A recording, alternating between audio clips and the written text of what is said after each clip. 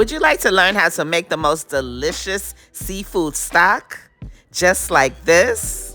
Well, in this episode of the Lisa D's Delight Show, I'm going to show you how to do it. Lisa D Delight.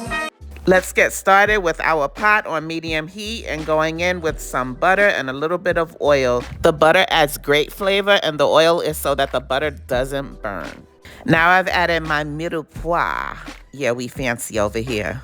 Mirepoix is a combination of carrots, onions, and celery. I'm also adding some leeks and some garlic. And give that a good stir. Your ingredient list and measurements and such will be in the description box below. Now I'm going to add in some tomato paste and then I'm going to give that a good stir. I'm just going to get everything nice and well combined before I add in my peppercorns and my seasoned salt. This seafood stock is a game changer when it comes to making any kind of seafood dish that requires liquid. Like I use it when I make shrimp and grits or seafood gumbo.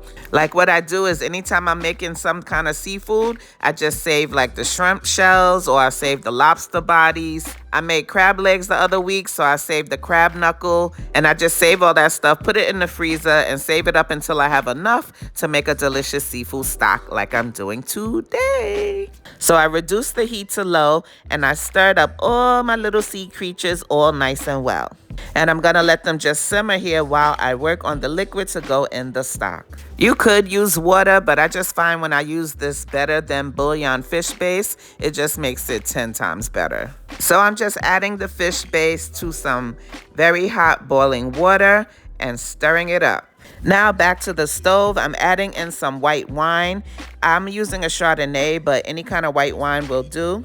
I'm also adding some bay leaves and our fish stock. And push them down into the liquid. Also add some fresh flat leaf Italian parsley and some fresh thyme and some herbs de Provence. Add the stems too of the parsley. Flat leaf Italian parsley is the only parsley that really has flavor. Like if you get the curly parsley or something like that, that really doesn't have any flavor. Now I'm gonna cover the pot and I'm gonna let it simmer for about an hour to an hour and a half. Once that's done, then we have to strain it. I'm just pouring all of the stock into a strainer and then I'm taking a little pot and mashing down on the shells. You would be surprised at how the liquid loves to hide up in all the nooks and the crannies of the shells, and I'm gonna need all my liquid gold up out of them shells. Now that I've collected all of the gold, it's ready to be used. Lisa D Delight.